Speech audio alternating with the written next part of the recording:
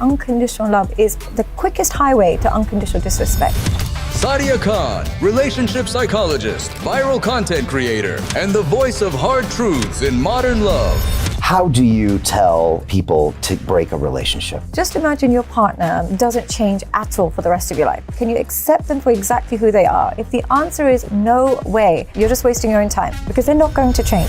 Men out there try to be the nice guy because we don't know any better. The key thing with nice men is that they lack masculinity. And without that, women cannot be sexually invested in you. They can use you and they can be your best friend, but you will lose intimacy. You become like siblings. Then you try to be the alpha, which makes you the fake alpha. The real testament of whether you're alpha or not is the women you select and the behavior you tolerate.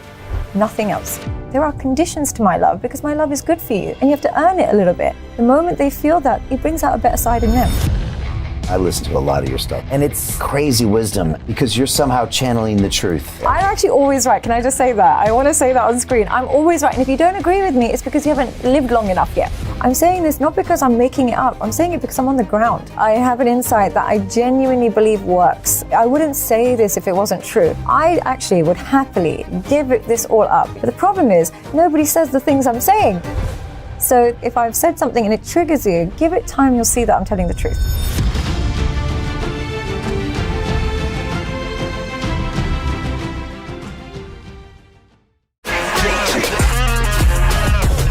Hey, I know investing in crypto is scary.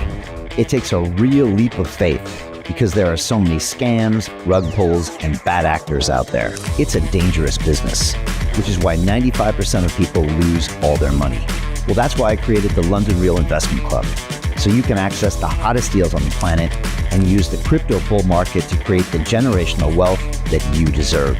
Join my team of over 100 people from around the world that are making millions of dollars behind the scenes investing in blockchain, AI, Web3 games, DeFi, Bitcoin, and more. Don't miss out. Click the link below to book a call with one of my team now. But hurry, this bull market will end soon. I know investing in crypto can be scary. That's why you gotta join the investment club. Pull the trigger. Let's do this.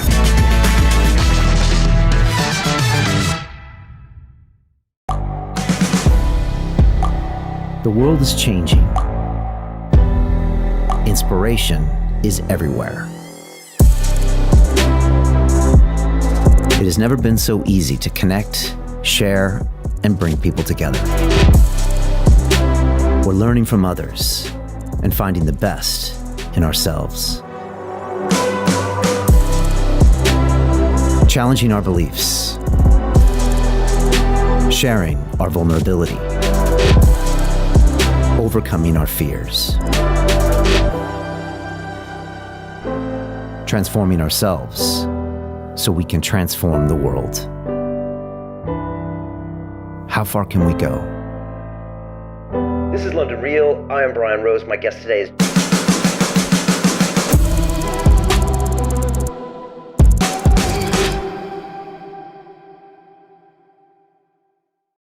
This is London Real. I am Brian Rose. My guest today is Sadia Khan, the psychologist, teacher, and relationship expert. Your background is in education and developmental psychology, specializing in helping people better understand their relationships with friends, family, and most importantly, their partners. Mm-hmm. You've amassed a huge audience on social media, with many of your videos racking up millions of views. Mm-hmm. You believe that most modern relationships are fundamentally unhealthy, with people failing to recognize their own insecurities and the impact of their childhood trauma. You said that the rise of negative role models online is creating narcissistic women, while pornography is making men incapable of connecting on both a physical and emotional level. You argue that dating culture has become transactional, with both men and women struggling to build genuine connections due to an overabundance of choice and a lack of emotional awareness. Sadia, welcome back to London Real in Dubai. Thank you. I do not sound like a bundle of joy based on that. Like, everything is wrong with the world, but that is exactly how I feel, unfortunately. So it yes, is. It's exactly right. Well, you do it with a smile. I so. do. I'm like, oh, your life is going to be over, but with a smile. But no, this is just the current climate and the problems at the moment, but there's always solutions to all of the problems. I hope so. Yes, because I want to address a bunch of issues. This isn't necessarily for men, But, I've got questions as a man, and a lot of our viewers and listeners are men. Yes. But I think both sexes can get a lot from this. Absolutely. You have just some type of a wisdom about you, Sadia. I don't know really what it is. I think it's a combination of your background and maybe a little bit of your religion and where you grew up. Definitely. But maybe we jump into something super relevant, which is I'm in Dubai right now. Yes, welcome. Thank you. Yeah. Thank you. I've been here 2 months. Last year I spent a couple months here. I've been coming back and forth for the last couple of years. And normally I'm in London. And I know you spend time in both cities. And yet both cities are major capitals in the world, and yet very, very different. Yes. From so many perspectives, and I'm assuming also from a dating and relationship perspective. Absolutely. And so let's jump in there. Absolutely. How is Dubai different than London? Well, I'd be interested in how you find it different. I would be interested in what you think is the main difference. What I found to be, when I see the markets, to be fair, certain behaviors are getting globalized because people who with money in London spend a lot of time in Dubai. So certain behaviors are getting globalized. But generally speaking, the standards are totally different. So in Dubai, it's very typical for a woman to expect men to pay her rent, to expect a really nice lavish restaurant, and men to expect a 10 out of 10 supermodel. It's very like high expectations on both ends. In London, it's low expectations on both ends. It's very much like everything is kind of low expectations because life in itself is not that exciting. Life is not that intriguing. It's not that exciting. So what I find the main key difference is why I think relationships last longer in the UK than they do in Dubai is Dubai, there's so many alternatives to being in a relationship. There's so many other ways to stimulate your life outside of a relationship. You can run on the beach, you can go to nice restaurants, you can meet new people. Being single is really fun. You can be on a boat. If you're not in a relationship, you can still have a great life. But in London or the UK, if you're not in a relationship, most of your days get dark by the time it's 4 o'clock. You're going straight home, going to the gym, and then getting ready for work. Without a partner, it feels very, very lonely and it feels very like empty. So I can see why people tend to be in more toxic relationships and that they're just settling in London. Whereas in Dubai, they're in more fleeting relationships that kind of are a bit more like transient because they can replace people quite quickly and easily, and their life itself is quite stimulating. So they don't need to invest in a relationship as much. So both of them have their flaws, but for different reasons. That's really interesting. What do you find? Well, and again, like we were talking earlier about like just the energy levels in Dubai and London. And London, I always tell people, when I look around in Dubai, everybody is here intentionally. Yes. The woman who serves me coffee at Starbucks and the taxi driver, everybody comes here for a better life. And you could say they should be paid more or blah, blah, blah, blah. But everyone is having a better life here and they intentionally came here. Yeah. So the energy is like really high. Well, the energy is of gratitude as well. Yeah, there's a general energy of gratitude and like an aura of happiness to some extent. I'm not saying I don't know the ins and outs, but there's a general gratitude to be here. Whereas in London, I walk around and I'd say 4 out of 5 people are phoning it in. Like they're collecting a check. They don't really want to be there. They're grinding it out. And you feel this energy of this, And also, it's a falling empire, right? Whereas maybe 200 years ago, London was a rising empire. Yeah. And Dubai is a rising empire. And so you've got all this excitement and anticipation of where we're going, where everybody in London pretty much has to admit that it's worse than it was 10 years ago. Yeah. And 10 years from now, it's going to be worse than it is now. Yeah. It is. And they make themselves feel better by saying, oh, but I would never want to live in Dubai. They've got slave labor. I would never want to live in Dubai. It's so shallow. But really, it's like there's slave labor, there's homelessness in London. There's so much going. I feel like a slave in London. I feel like I work and 40% goes to the government. I feel like a slave here. As soon as I land, I feel like £5 to park here, £5 to breathe here. Whereas I land in Dubai and it's like, oh, you're a tourist, here's a SIM card. Or, oh, welcome, here's this, here's that. There's a general hospitality as soon as you land in the Middle East that you'll never find in Western cultures, and in particular in London. There's a lack of hospitality because there is no abundance, unfortunately. The government takes everything from you. So I can see why people are like that. I can understand because I've been there myself. I've been there totally myself, and now shifting to a more hospitable environment, I couldn't be more lucky.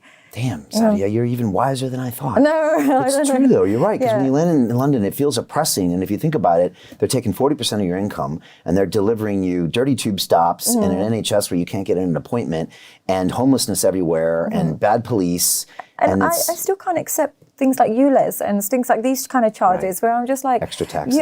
And old cars have to pay to go drive around, but it's like they're already obviously poorer because they're driving their old cars, and you're taxing them for driving there. And I'm like, these poor people, no wonder they're hostile. I can completely understand it. So that's why I've got a bit of resentment towards London, only because I was told my whole life this is the best city in the world. Best city, best city, best city. So I was like, okay, I'm in the best city, but why don't I feel it? And then when you move abroad, you realize that anywhere with good weather is better, for me personally. No, I think you have a good point, and I think your assessment of maybe men and women are probably correct. I would say women in London traditionally have not had to maybe go out of their way as much when it comes to, looks as maybe their equivalents in New York City or LA. Yeah. I don't know why that is. I would say, here, like you said, there's a lot of pretty girls. There's a lot of successful men, or at least people who at least pretend to be successful. Yeah, at very least. Maybe that's a good effort. Yeah. It's like if you're a woman, you can at least pretend to be good looking too. Yeah. The effort is appreciated. Yeah. When I go to events, people really dress up. Yeah. They go out of their way. The women put on makeup, the men dress up, which getting a man to dress up in London is a very hard thing to do. Yeah, you won't and see like it. everyone makes an effort. Yeah. And it's always like surprising. It's noticeable to me. And in London, I would hang out in places where people would normally dress up. Yeah. And I still notice it here. I always felt like overdressed in London. People always almost make you feel bad for being well dressed. They're always like, oh, where are you going? Why are you always in heels? It's almost like they don't want you to be your best potential. And even sometimes online, they're like, oh, take your makeup off, because they're so used to being a lower level of themselves. Whereas when you go to, it's not for everybody. This is where I think if you meet girls who hate Dubai, chances are it's girls that feel intimidated by the level of beauty standards here. Whereas, and similarly, if you meet men that hate Dubai, it'll be they're intimidated by the financial standards of the men here. Okay. It's usually people who are intimidated. And as a result, they'll say, oh, I don't like it. And they'll say, oh, shallow. But really, you can meet very like-minded people. It's just that those like-minded people still live an elevated life. So it's very competitive. And those people that I always find that said, oh, I hate it. It's so shallow. It's so not me. It's people who literally couldn't compete in those two areas, looks or money. And they kind of filter themselves out. That's interesting. I was just talking with a guest earlier about money. It's interesting about this city is that since there's so much money, I feel like people are looking at what you have besides money. Yeah. And so I would say to a man who might feel intimidated of being here is that actually your character and your work and your reputation and your vision is maybe more important here than it is in London. Because here, like I said, there is a lot of money around, so that doesn't delineate you. And same, there's a lot of beauty. So those things alone aren't actually enough. Right. Yeah, it's nice because if that's all you have is beauty as a girl, you'll come to Dubai and be like, every girl is beautiful. Now I've got to actually be a nice person.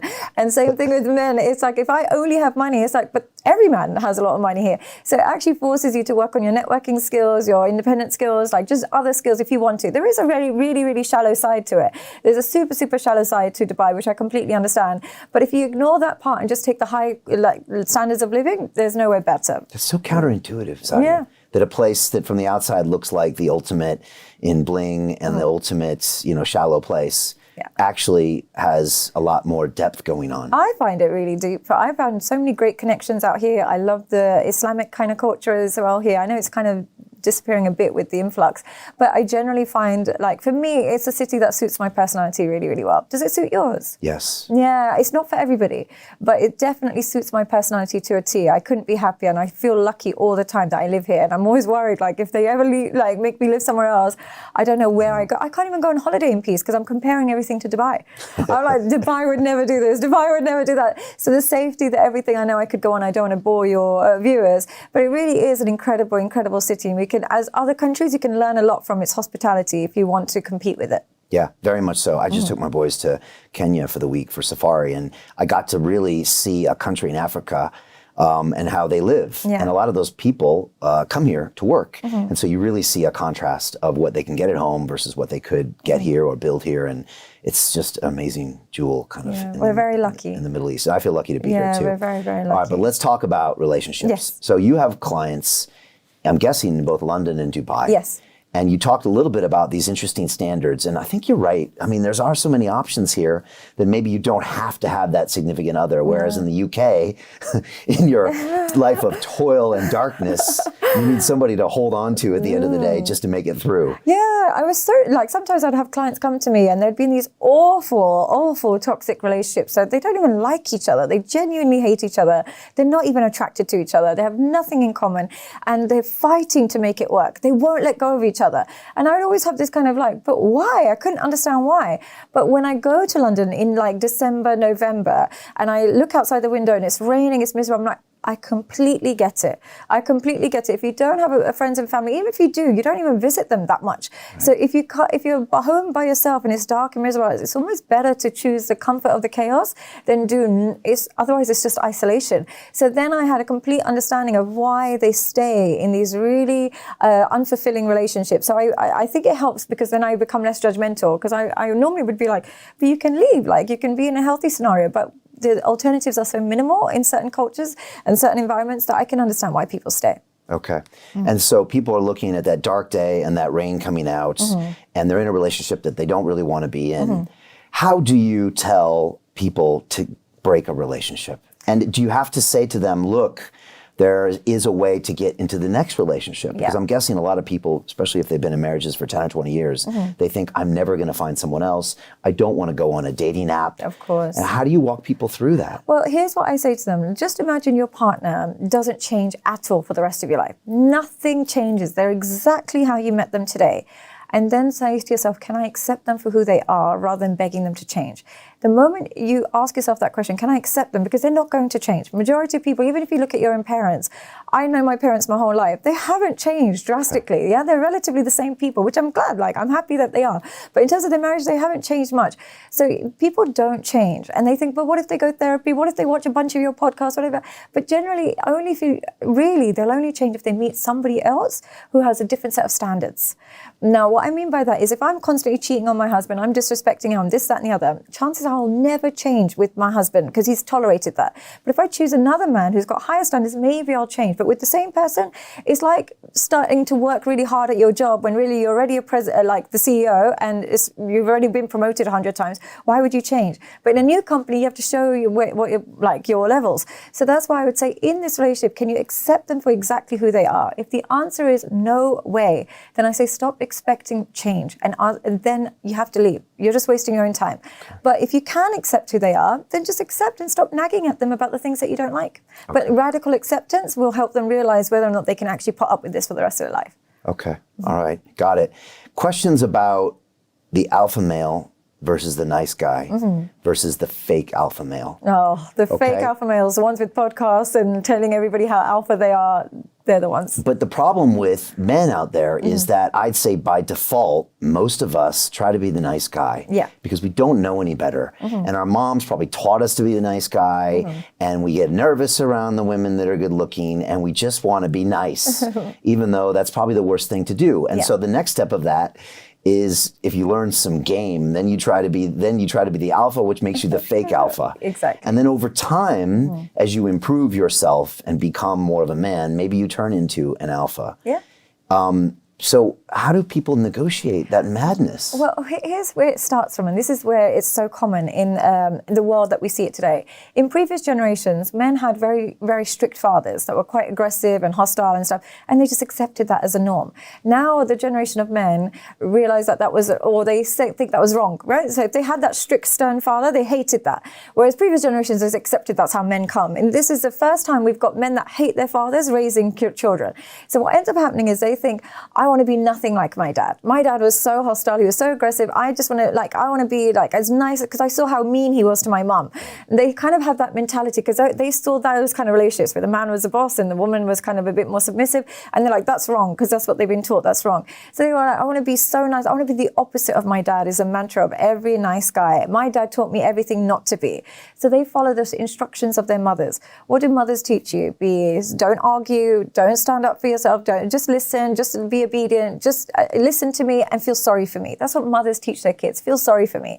So they go into the real world, and when they're engaging with women, they're like, I want to be nothing like my dad. My dad always set boundaries. My dad was a bit stern. My dad was a bit hostile. I want to be just nice because mom says that's what works, be nice. In the process of doing that, they emasculate themselves. So what they'll do is they think that the way to a woman's heart is by listening and submitting. They don't realize the way to her heart is showing her who you are and taking her into your world. They think, let me just adapt myself into her world. Let me go to the hairdressers with her. Let me go shop for lingerie with her. Let me just wait and carry her bags. Then she'll love me. But really, she wants to see what you are, who you are. She wants to follow your lead. So in the beginning stages, she might reward that. She might think, oh, it's great that you just answer the calls every day and you stay on FaceTime while I do my makeup and you just, pick me up anytime and you just carry my bags and you cancel your plans just to kind of watch me get my hair done.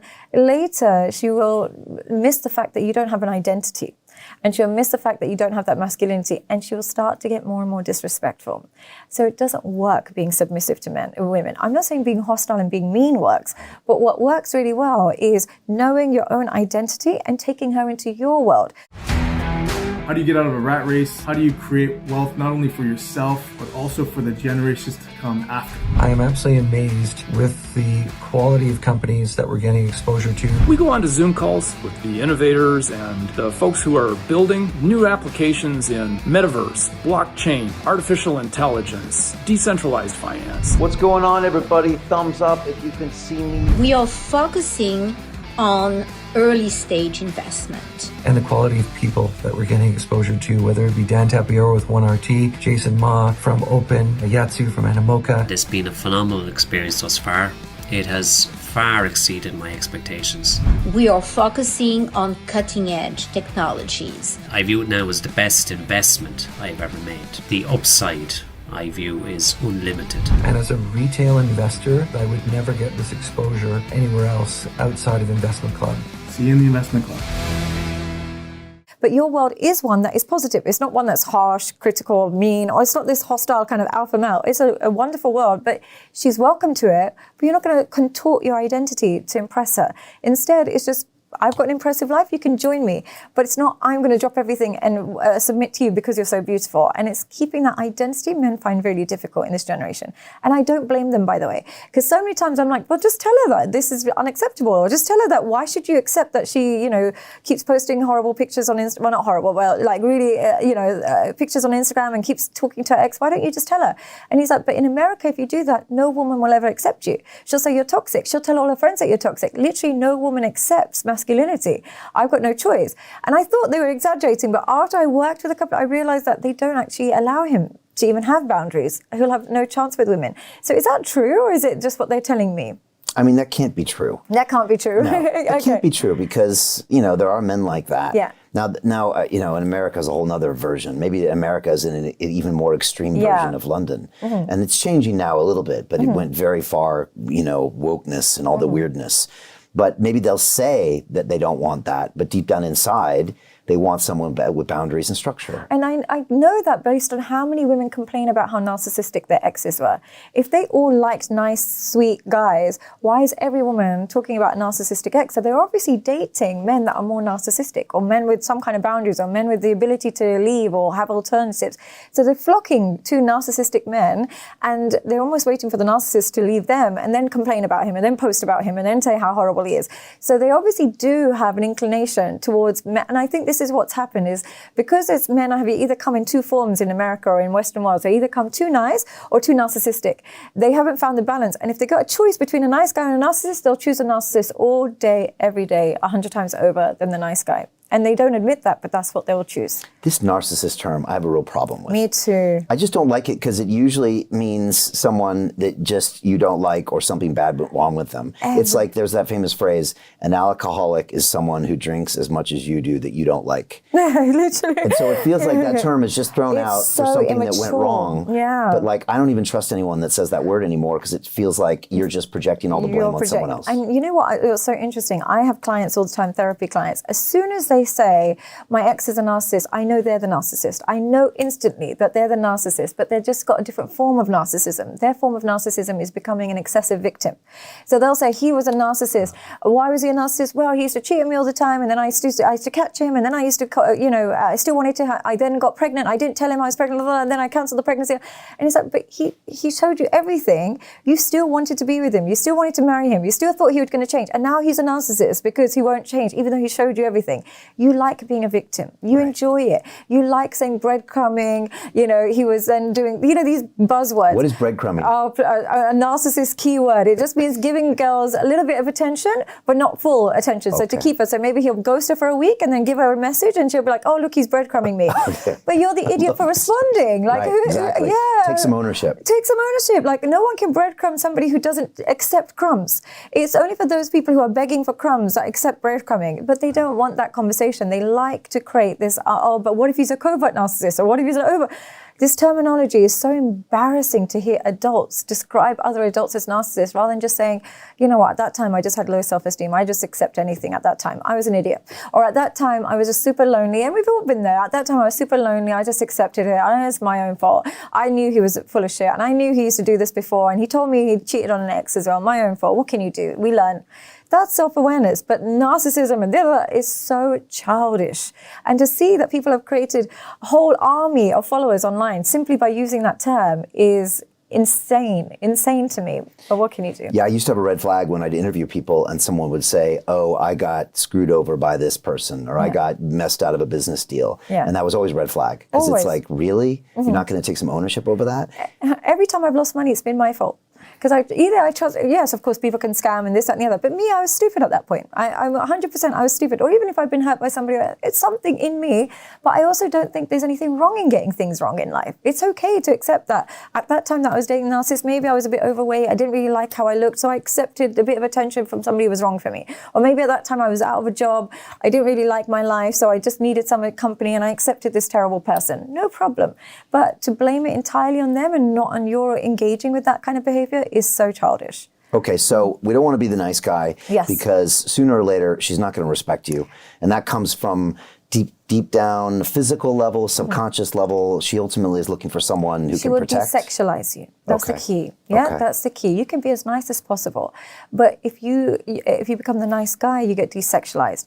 The key thing with nice men is not that they're too nice, is that they lack masculinity. And without that masculinity, women cannot be sexually invested in you. They can use you and they can be your best friend and they can be your girlfriend, but you will lose intimacy. Which means no relationship eventually. You're just flatmates. There has to be something sexual there, otherwise there is no relationship. They go hand in hand. They go hand in hand. Otherwise you become like siblings. The key thing is when you remove intimacy from a relationship, you live like siblings. And what I mean by that is with your siblings, you love them because you're supposed to love them, but you actually hate them. Like you'll fight over a remote where you start beating them up, or they're the only people, if they eat your sandwich, you'll want to punch them. Like we don't get physical with our colleagues if they eat our sandwich. Sure. Siblings, we hate them because they're so intimately close to us, but there's no actual attraction or affection. Nobody really kisses and hugs their siblings. They do with their nieces and like family, but not. Now, this is what couples turn into when there's no intimacy. You're stuck with this person for life. They're in your space all day, every day. They help themselves to everything you own, but you're not actually intimate in any way, so they're a nuisance. And that's what siblings, you get a sibling type relationship. So small things turn into big fights when it comes to siblings. The same thing with couples that are not sleeping together. I'll have a couple on the call, and the way they fight over just maybe the volume of the thing, and it's like, oh, you put the volume too loud on the Zoom call. I'm like, you two don't sleep together, do you? Because this is only how siblings fight. And the other thing to siblings is couples that don't sleep with each other that do this. So it's the desexualizing is really, really important. If you get desexualized in your relationship, you turn into a sister to a woman. Wow. You've just explained why I don't like my brother and sister. They're so annoying. That's so weird. I've never heard anyone explain that. Because you're stuck with them. Wow. You're stuck with them like for life. Love without the intimacy. Without affect. With your parents, you still kiss them, hug them, you tell them you love them all the time. True. Nieces and nephews, like you could snuggle them all day. It's amazing. Children too. They're amazing. But with siblings, you have all of the stuck together, all the intimacy, but none of the affection. So you end up hating each other. It's so weird. I just thought I was a terrible person. That's all terrible right. brother. No, it's just natural. It's so supernatural. Okay, wow. Now, you said something earlier about how if you're raised by the mother and you reject the father, then you go with all these kind of, I don't know, feminine energy traits. The other thing, I saw you on a show one time talking about the single mother raising you and how that's super dangerous because oftentimes her narrative will be, oh, your father did this and this and this and this, and she even sucks more of the potential masculinity out of a man. Absolutely. Can you talk about that? Because these days, it's super high. It's like 60% of all men are raised without father figures. There's nothing more single-handedly more damaging to children's mental health than being raised by a single mother. And I have to say that out loud, honestly, and I would say this even if I became a single mother. You must get so much hate by saying that. And I could care less. That's why I love you, Who knows? Sadia. I might become a single mother. Right. I'm not saying this as like, oh, I'm holier than thou. But we're supposed to cherish the single mothers for doing the impossible job. And you know, in America, if you're a victim, you're always right. Yeah, that's it. The moment you make a mistake, that means Isn't you're it right. Crazy how the woke culture seeps into our relationships and then causes men and women to not even like each other. Horribly. When it starts off as a victim narrative, it actually affects our romance and then even our procreation. And the way they damage their children with zero guilt. And what I mean by this is so many mums come to me and they're like, oh, I don't allow access to the dad because he's a danger. Why is he a danger? Well, even if sometimes he is a danger, no problem. I do agree that sometimes a man is a danger. Maybe there's been some physical abuse or anything like that. I completely understand. But firstly, I can guarantee you he hit you before you had children. Your judgment made you go and then have children with a man that's aggressive. Who's to say that you might not pick a stepfather who's aggressive or who might even hit the children? Your poor judgment is then leaving your children now without access to their father, but with a woman that chooses badly. What is the biggest cause of children and child abuse? Stepfathers. What does that tell you about who's the danger to children? It's single mothers. It's single mothers that are the danger to children more than anything else because stepfathers are a reflection of what the mother is choosing to put around the children. There are plenty of evil men in the world. I completely understand. But as a parent, it's only my responsibility to protect my kids. It's only your responsibility to protect your kids. I don't care about other people's kids. You don't care about my kids. This is just life. So it's my job to protect them. So if children are being harmed by stepfathers or stepmothers, it's the biological parent's fault. Entirely the biological parent's fault. And we know that there's so many women out there that will say, I never let that the father in because he was an alcoholic. He was this, he was that, he was that. But you chose him. So your selection is still the problem. Now we've got these children without biological fathers being exposed to more men of that woman's standard, more men of that woman's taste. Her taste is broken. And the worst thing is, this is every time a man comes to me and he's broken by his wife, he is being alienated from his children. He can't access his children. I'll say to him, what was your relationship with your father? Oh, my father was a narcissist. Who told you that? My mum said that. What did your mum do? No, my stepfather was a great mum. My dad, he was a piece of shit, blah, blah. Then we always and we dig deeper. We realize mum alienated the father and hated the father. And then what happens is he ends up selecting women that alienate fathers. They think it's normal to hate your dad. They create a culture in their own home where dads aren't respected because mum hated her dad, he hated his dad. And then they just create children who have no respect for fathers. And then when they're alienated, they're shocked. So when the men have been alienated from their fathers, usually through their mum's brainwashing, they attach to women with daddy issues. Always, because they feel sympathy. They're like, yeah, my dad did that too. They bond over this stupid kind of bonding technique. My dad was a narcissist too. High five, let's get married. What do you think is going to happen? She is going to do the exact same thing because that's what happens. You recreate it. And then you'll ignore all the red flags that she missed her dad's funeral. She never spoke to her dad. They train the children to do the same thing. So they create a cycle of parental alienation that the men sign up for when they don't realize their mum has done the same to them. So we have to break it. That's heavy. It's Sadia. so heavy, isn't it? So heavy. And you've talked before about women that you're dating not the woman, but you're dating her childhood trauma. Absolutely. And I mean, I think about some of my relationships in the past, and like you hit that nail on the head. You're never dating her. And I was like, no, I'm going to shower her with love and understanding, and I'm going to fix her, and we're going to go on this beautiful thing together. And it never works. Never. And how many men are lost in that delusion, or even seek out the broken women to fix. The fixing, and they enjoy it because it gives them purpose. And main reason why they like it, the men that do this, they had a single mother that played victim. They come from a home, even if she's not single, but a woman that played victim in their home.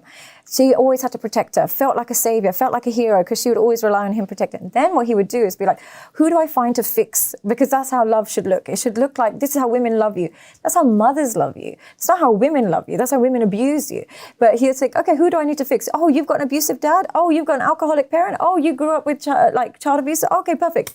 I'm going to show you how amazing I am, and you're going to fall madly in love with me. It never works that way. And the reason it never works that way, and it's one of the reasons why I'm Muslim rather than Christian, is this concept of unconditional love leads to unconditional disrespect, but people don't realize that. They think unconditional love makes you grow, flourish, you self-actualize. Never. That's not how what happens. When you give animals, dogs, children, women, men unconditional love, they'll give you unconditional disrespect. And what I mean by that is we only respect and become a respectful version of ourselves when there's rules and regulations around our behavior. And if we don't behave that way, we're out the door. If you go to a work environment and you can do whatever you want, wear whatever you want, come where, are you really going to excel? You're going to be in your worst behavior. I used to be a teacher for many, many years in London, and I went into teaching thinking I'm going to be the nicest, kindest teacher in the world. I'm going to be nothing like these horrible, mean teachers, because I was super young as well. So I was like, oh, I'm going to be that loving teacher.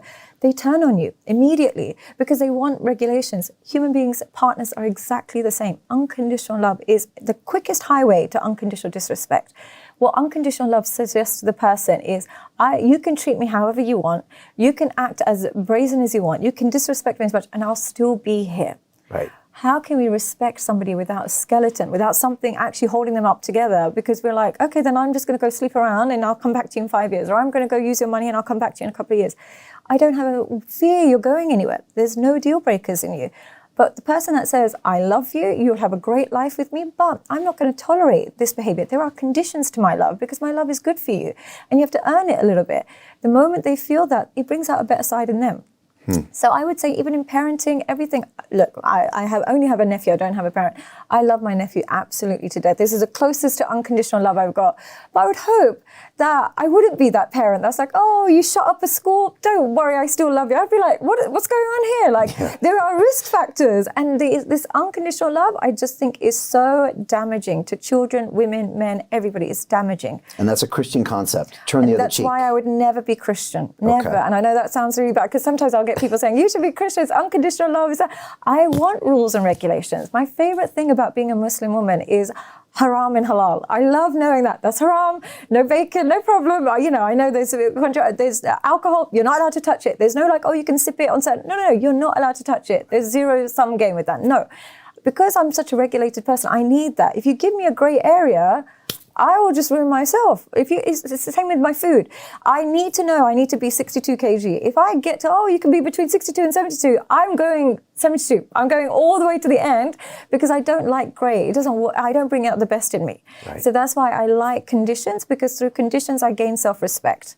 And I know how to regulate my behavior. And that's why socialism doesn't work and capitalism works, because humans ultimately need accountability. As a parent, though, can I ask, is it better to be totally unconditional or to have rules and regulations? What would you say? Yeah, I was having a flashback to a conversation I had with a doctor many years ago in London Real Studios, and he said to me, he's a fairly accomplished guy, he said, I'll never, ever tell my sons that I'm disappointed in them. That's like my rule. And I was thinking, but what if they really screw up? What if they're a piece of shit? I know, yeah.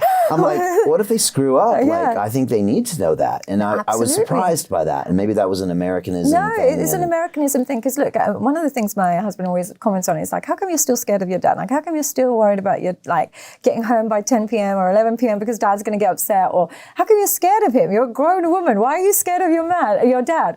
And I said, because I always know that at some point, he could lose attachment to me if I take it too far. I've never taken it too far. But he's not the type of dad that's like, you're an alcoholic, you're a drunk, you're sleeping around and getting pregnant by lots of men. Doesn't matter, you've still got a safe place here. He's like, no. That doesn't work in Mr. Khan's world. And growing up with that meant I didn't go anywhere near it. I didn't go, I live in a different country to him. I could easily drink, I could easily smoke, there's the thing. But I know that love, I only get one shot with dad. With mums, yes. My mum, I honestly believe there's anything I can do, she would help me. But I did a video where I said children should be more scared of their fathers than they should be of the police and teachers. And what I mean by that is, if I commit a crime, my worry is not the police officer. I could care less about him. My worry is when they tell my dad. Because I respect my father more than I respect any police officer. Like, who's that?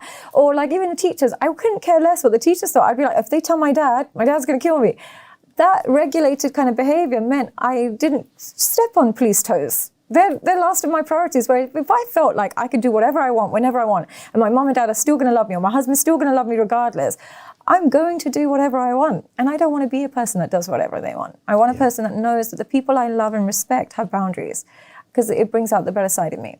And that translates into relationships as well. Most into relationships. If my sons are watching, I hope they better understand that if they do any of this messing up, they better worry about what I'm going to say. There's something about American men that if you even criticize them this much, as if their fathers, and I don't know if this is all men, do you think men in general, if they get any kind of criticism or hate from their father, they take it super sensitively? From their father? Yeah. I mean, I would think so. Yeah, what is it about, because every time I have a client that says, I cut my dad off when I was 14, I'll say, what happened?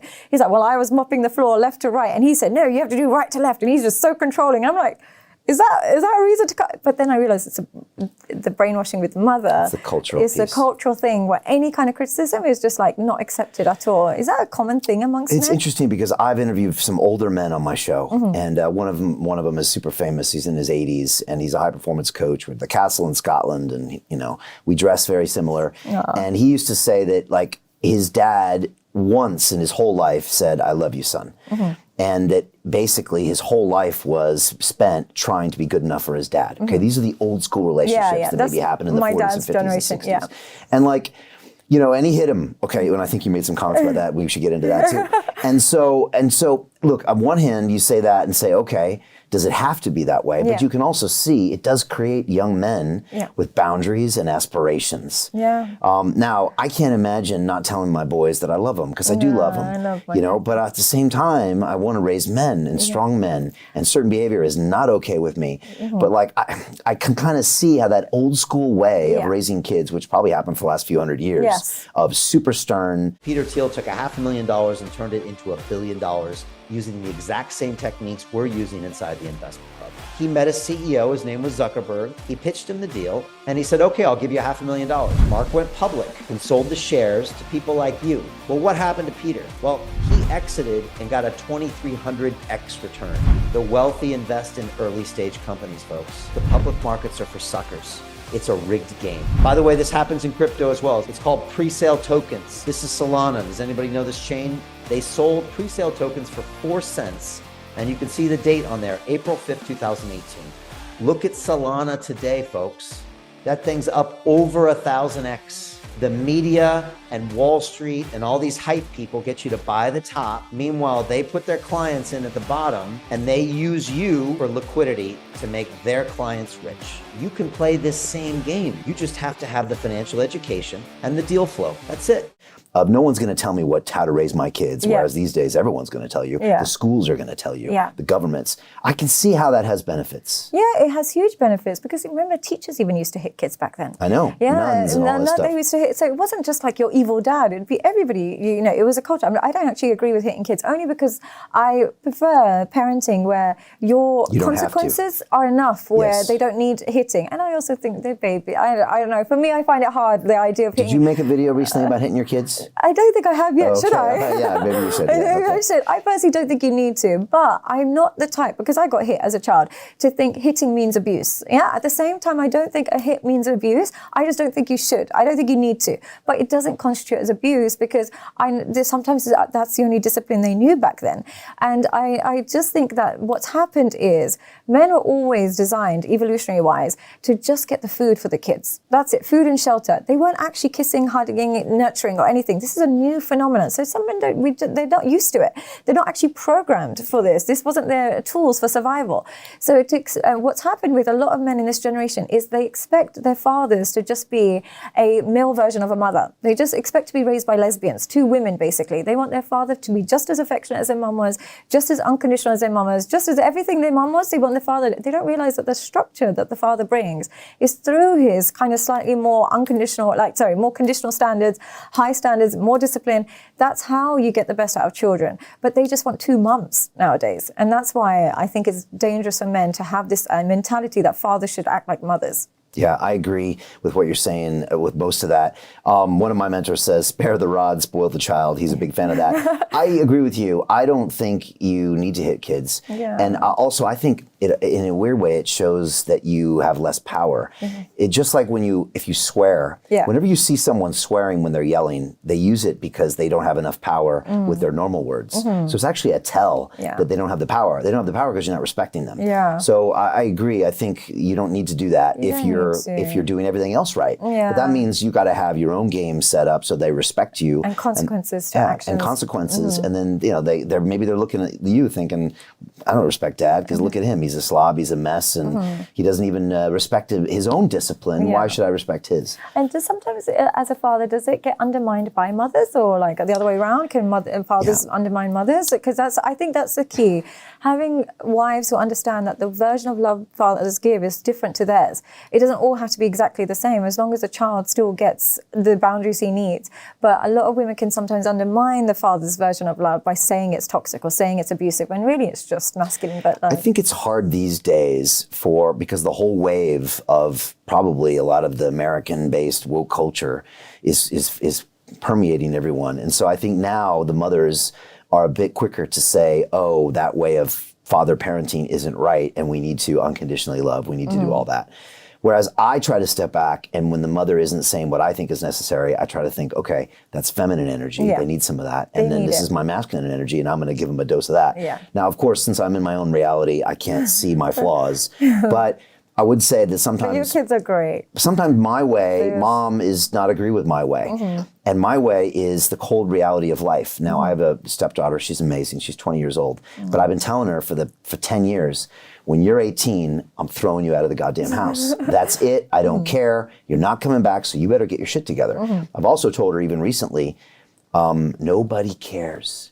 You've been taught all your life that someone out there that cares or is going to take care of you. I said, nobody cares about you. And unless you get your shit together, you're not going to be able to function in this world. Now, that's my harsh way of maybe trying to prepare her. But I would say mom isn't always a fan of the way I do that. But I know. To continue watching the rest of the episode for free, visit our website londonreal.tv or click the link in the description below. Hi, it's Brian Rose from London Real. You probably know that we've just recently been re-platformed on YouTube after 25 months completely in the dark. The truth is, I really need your help. What I really need you to do is click on that subscribe button right now, like this video, and maybe even leave a comment or share the link with friends. We're really fighting against an algorithm that's tried to keep us quiet for so long. And the more subscribers we have, the more people watch our content, the better guests we can bring you, the better content, and we can continue transforming lives. We've been doing this for 14 years now. I want to do this for another 14 years, but I really need your help. So click on that subscribe button, like the video, leave a comment, share this, and we're going to continue to bring you more and more great content. Thank you.